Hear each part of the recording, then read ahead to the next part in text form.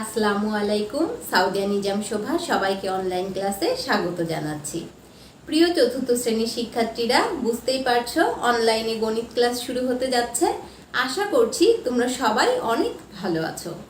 গত ক্লাসে আমরা তোমাদের বইয়ের অধ্যায় 6 গাণিতিক প্রতীক এই অধ্যায়টি থেকে 6.1 নিয়ে আলোচনা করেছিলাম এবং 6.1 শেষ করে ফেলেছিলাম। আজকে আমরা 6.2 শুরু করতে যাচ্ছি। প্রিয় শিক্ষার্থীরা, 6.2 আছে তোমাদের বইয়ের 68 পৃষ্ঠায়, পৃষ্ঠা নং 68 এবং 69। এই দুটি পৃষ্ঠায় আলোচনা করা হয়েছে 6.2। দেখো 6.2 এর শুরুতেই কি আছে, গাণিতিক বাক্য সঠিক না ভুল এই বিষয়টি নিয়ে আলোচনা করা হয়েছে।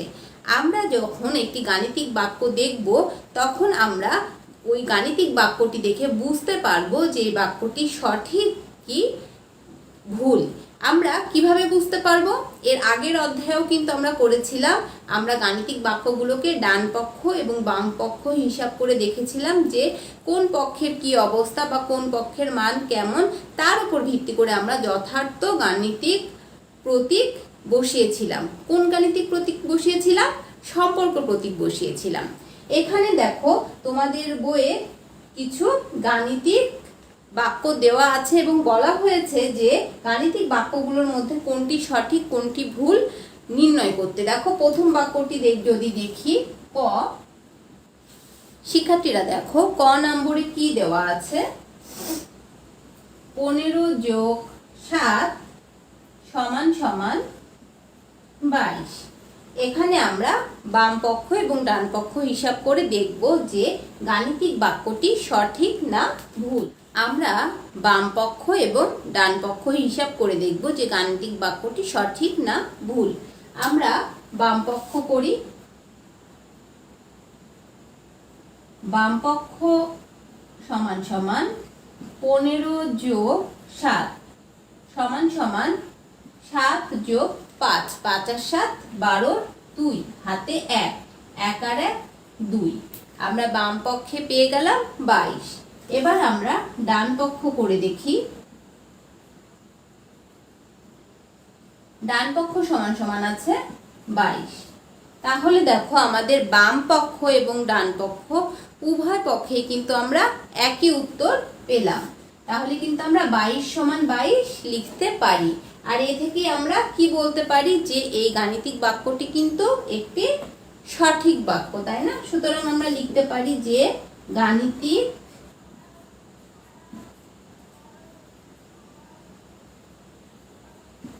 বাক্যটি সঠিক। সুতরাং আমরা লিখতে পারি যে গাণিতিক বাক্যটি সঠিক।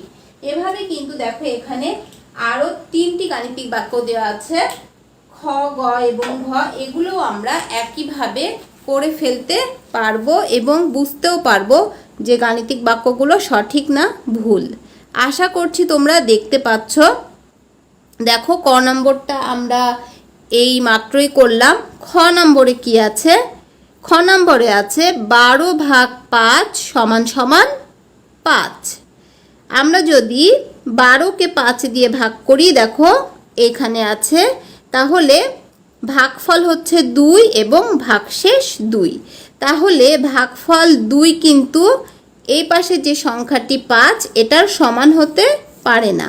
দেখো এরা লিখে দিয়েছে, সুতরাং বাক্যটি ভুল। এরপরে গ নম্বরে কি আছে, 6 × 3 = 2 × 9।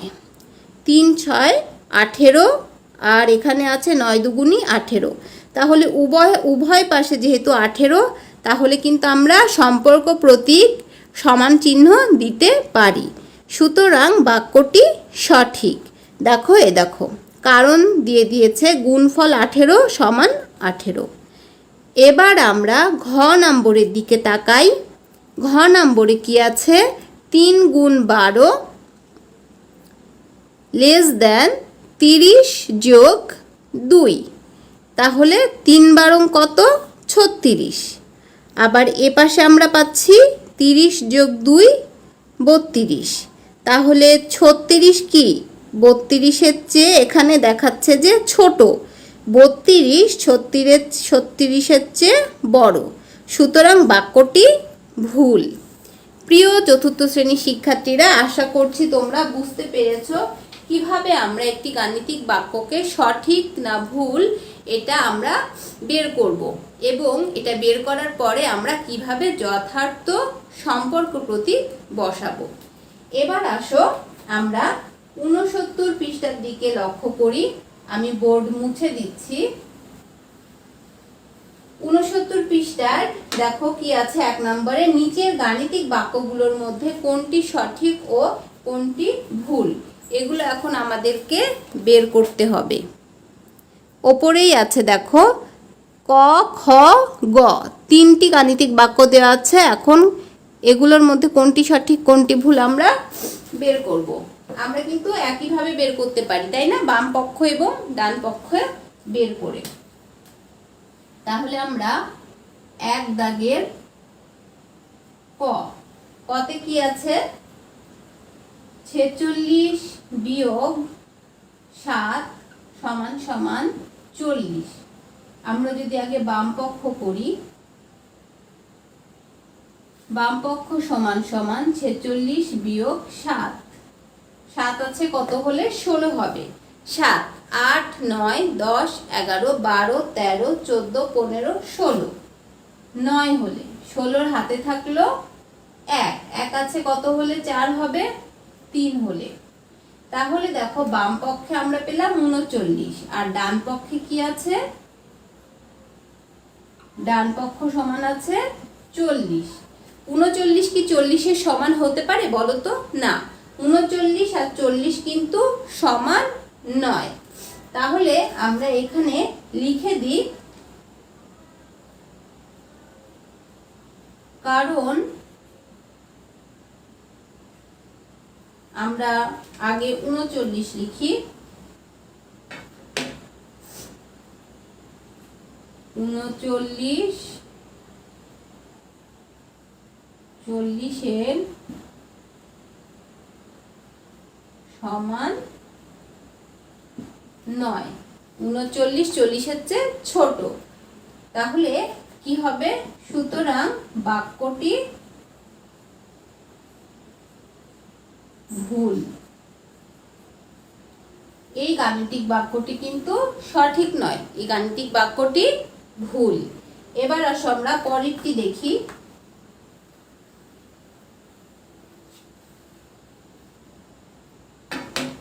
খ নম্বরে কি আছে, 1-এর খ নম্বরে আছে 18 ভাগ 9, 18 ভাগ 9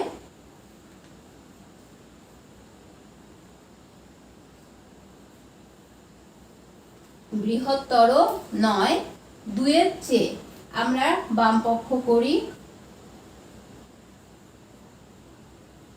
বাম পক্ষ সমান সমান 18 ভাগ 9 সমান সমান আমরা জানি 9 দুগুণী 18। ডান পক্ষ সমান সমান আছে 2। দেখো এখানে ওরা বলেছে কি 2 2-এর চেয়ে বড় নয়, কথাটি কিন্তু ঠিকই আছে, তাই না? 2 তো 2-এর চেয়ে বড় নয়, 2 2-এর সমান, 2 2-এর চেয়ে ছোটও নয় আবার বড়ও নয়। তাহলে কিন্তু আমরা লিখতে পারি যে 2 2-এর চেয়ে বড় নয়, সুতরাং বাক্যটি সঠিক। সুতরাং বাক্যটি সঠিক। এবার আমরা গ নম্বরের দিকে তাকাই, বোর্ড মুছে দিচ্ছি।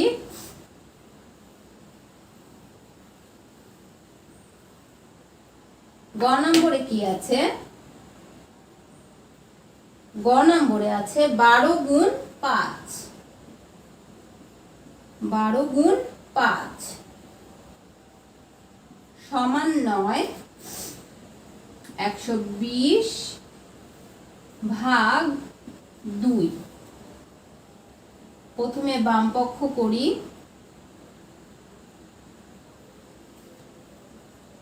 12 গুণ 5 সমান সমান, আমরা যদি রাফে একটু করে নেই, যদি কেউ করে নিতে চাও, আমরা সবাই জানি 5 বারং 60, তারপরেও 5 দুগুণে 10 এর 0, হাতে 1, 5 একটে 5 আর 1 6। তাহলে কত হচ্ছে? 5 বারং 60।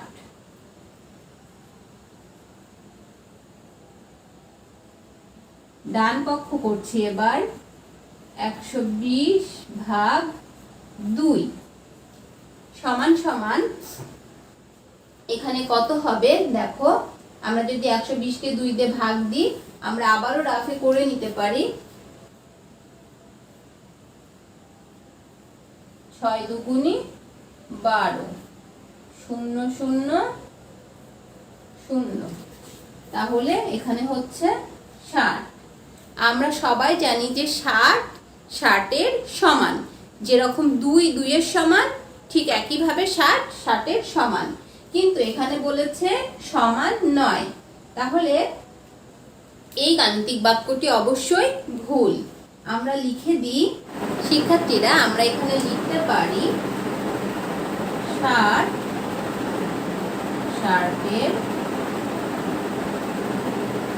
সমান। সুতরাং বাক্যটি ভুল। তাহলে আমরা 3টি গাণিতিক বাক্যই আমরা পরীক্ষা করে দেখলাম যে বাক্যগুলো সঠিক না ভুল। এরপরে দেখো আরো একটি বাক্য আছে 2 দাগে, আমি 1 দাগের অঙ্কগুলো মুছে দিচ্ছি।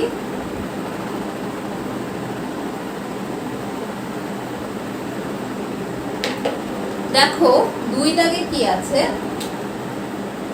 প্রথমে একটি ফাঁকা ঘর, এরপরে যোগ চিহ্ন, এরপরে 9 সমান সমান 15।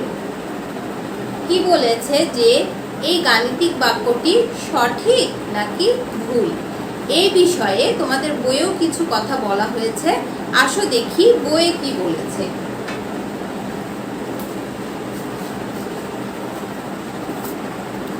দেখো এই যে বইয়ে দেওয়া আছে, বাক্যটি কিছুটা জটিল।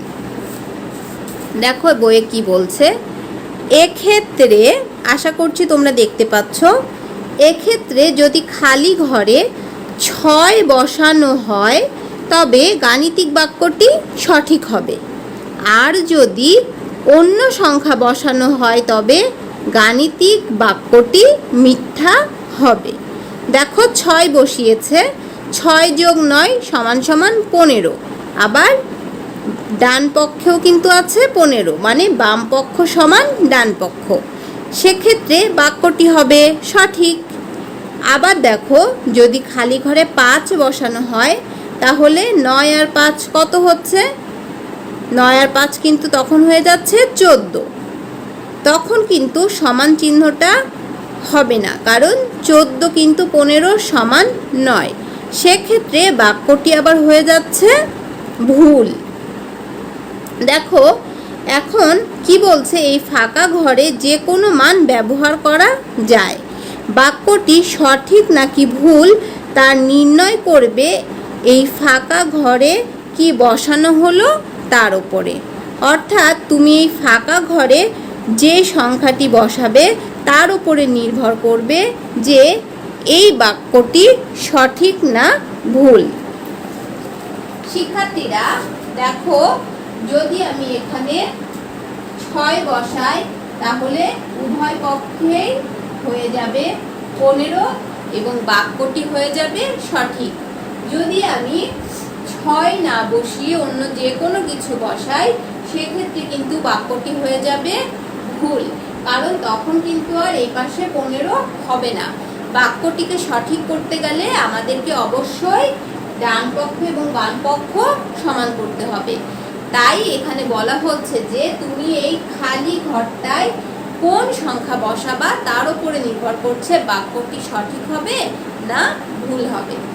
প্রিয় চতুর্থ শ্রেণীর শিক্ষার্থীরা, আমরা তাহলে আজকের ক্লাসে 6.2 শেষ করে ফেললাম। আগামী ক্লাসে আমরা 6.3 করব। তোমাদের বাড়ির কাজ হিসেবে থাকবে আজকের ক্লাসে আমি যে কাজগুলো করিয়েছি সেগুলোই তোমাদের বাড়ির কাজ হিসেবে থাকবে। তারপরেও 69 পৃষ্ঠার ওপরের দিকে যে 3টি অঙ্ক আছে, এক দাগ, এই 3টি অঙ্ক তোমরা আবারও বাসায় অনুশীলন করবে।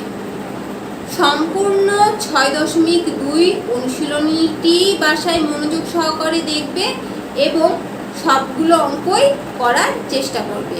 বিশেষ করে এই 69 পৃষ্ঠার উপরের দিকে এক দাগে যে 3টি গাণিতিক বাক্য দেওয়া আছে, ক, খ এবং গ, এই 3টি ভালো করে করার চেষ্টা করবে। তাহলে প্রিয় চতুর্থ শ্রেণীর শিক্ষার্থীরা, আজকের মতো আমি বিদায় নিচ্ছি। আগামী ক্লাসে আবারও দেখা হবে। আল্লাহ হাফেজ।